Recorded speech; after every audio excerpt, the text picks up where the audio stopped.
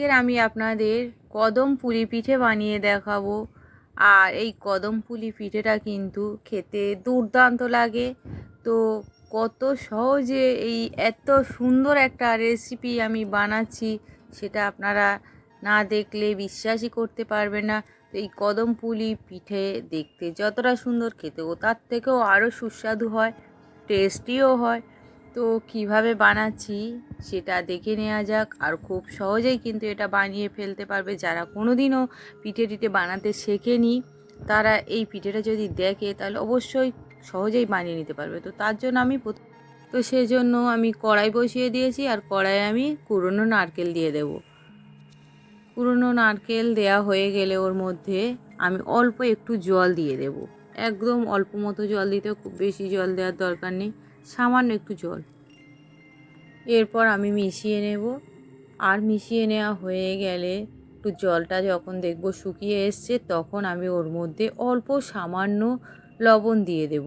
লবণটা দিলে পুরের টেস্টটা খুব সুন্দর আসবে। আবার মিশিয়ে নেব। এই সময় এখানে 1 মিনিট মতো রাখবো। লবণটা দেওয়ার পরে মিশিয়ে নিয়ে তারপরে আমি ওর মধ্যে বাতাসা দিয়ে দেব। আমি বাতাসার পুর বানাচ্ছি। তো বাতাসার পুরটা আমার খুব সুন্দর লাগে, খেতেও যেমন ভালো লাগে আর রঙটাও কিন্তু আমার খুব সুন্দর লাগে। তো আমি বাতাসা এখানে নিয়েছি 100 গ্রাম, সেটা আমি দিয়ে দিলাম হাত দিয়ে একটু ভেঙে। তারপরে আবারও আর সেন্টটা সুন্দর আসার জন্য আমি 2টো ছোটো এলাচ 2-3টে একটু গুঁড়ো করে নিয়ে দিয়ে দিলাম। তারপর আবারও মিশিয়ে নেব। আর এইভাবে আমি পুরটা বানিয়ে নিতে থাকবো। যখন পুরটা একদম শুকনো হয়ে আসবে, কড়া থেকে ছেড়ে ছেড়ে আসবে, তেল চলে আসবে, কালারটাও সুন্দর এসে যাবে, তখন বুঝে নিতে হবে যে আমার পুর রেডি হয়ে গিয়েছে।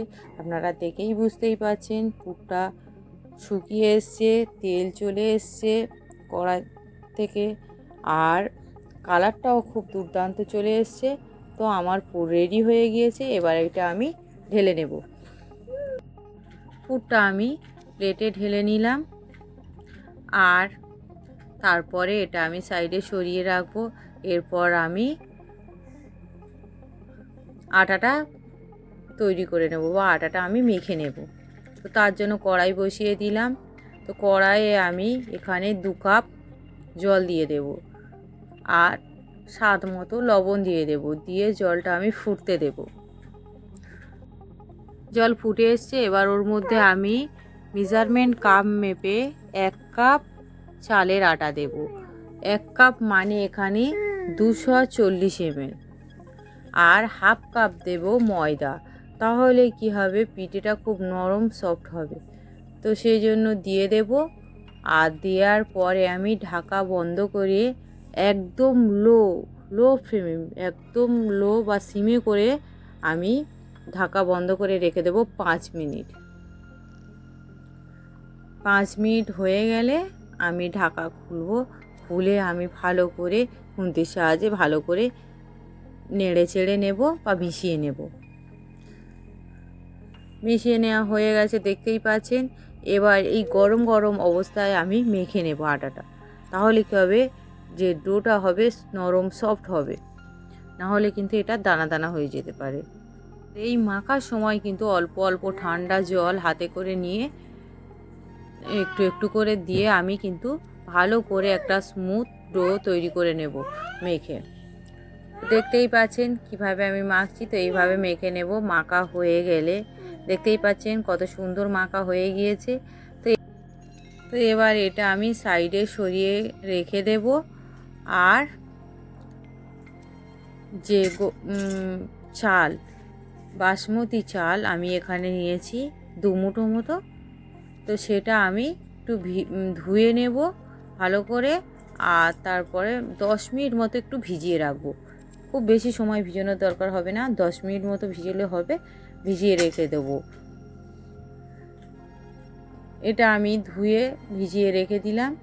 আর এদিকে আমি লেচিটা থেকে এই ডোটা থেকে ভালো করে আবারও 2-3 মিনিট মতো মেখে নেব।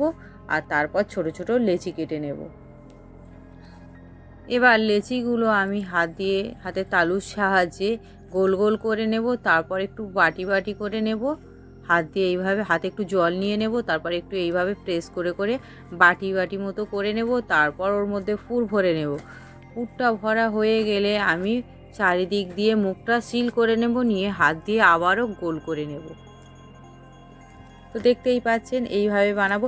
এইভাবে আরও একটা আমি বানানো দেখিয়ে দিচ্ছি। দেখুন, প্রথমে হাতের নিয়ে একটু গোল করে নেব, তারপরে একটু বাটি বানিয়ে নেব, বাটির মধ্যে পুর নেব, পুর নিয়ে মুখটা আবারও ভালো করে সিল করে দেব, দিয়ে হাত দিয়ে আবার গোল করে নেব।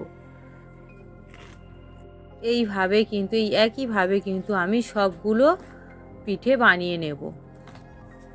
সবগুলো বানিয়ে নেওয়া হয়ে গেছে। এবার আমি যে চালগুলো সেগুলো আমি সেঁকে তুলে একটু জল ঝরিয়ে নিয়েছি, তো ওর মধ্যে আমি কোট করে নেব। এইভাবে একটা একটা করে এইভাবে কোট করে নেব। তো দেখতেই পেলেন এইভাবে আমি সবগুলো কোট করে নিব।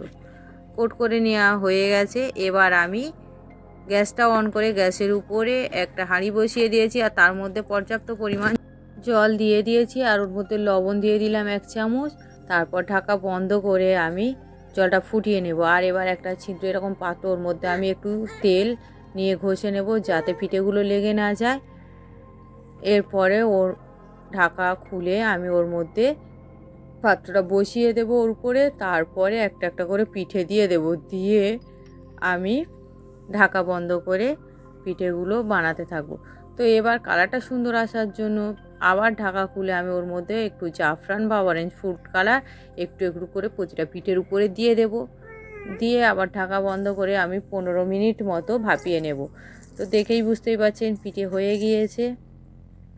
তো এবার এটা আমি তুলে নেব, আর এই একইভাবে আমি বাকি পিঠেগুলোও বানিয়ে নেব। সবগুলো বানিয়ে নেওয়া হয়ে গেলে আমি পরিবেশনের জন্য পিঠেগুলো সার্ভ করে দেব। সবগুলো পিঠে আমি এই একইভাবে কিন্তু বানিয়ে নিয়েছি। তো দেখুন দেখতে কতটা সুন্দর হয়েছে, খেতেও কিন্তু দুর্দান্ত। আপনারা অবশ্যই এইভাবে একবার কদমপুলি পিঠে বাড়িতে বানাবেন, আর কেমন হয়েছে সেটা আমাকে কমেন্ট করে জানাবেন। আমার এই কদমপুলি পিঠের রেসিপি যদি ভালো লাগে তাহলে আমার চ্যানেলকে লাইক, কমেন্ট, শেয়ার ও সাবস্ক্রাইব করে পাশে থাকা বেল আইকন প্রেস করে দেবেন, যাতে আমি পরবর্তী ভিডিও দেওয়ার সঙ্গে সঙ্গে আপনারা প্রথমেই দেখতে পান। সবাই ভালো থাকবেন, সুস্থ থাকবেন। ধন্যবাদ সবাইকে।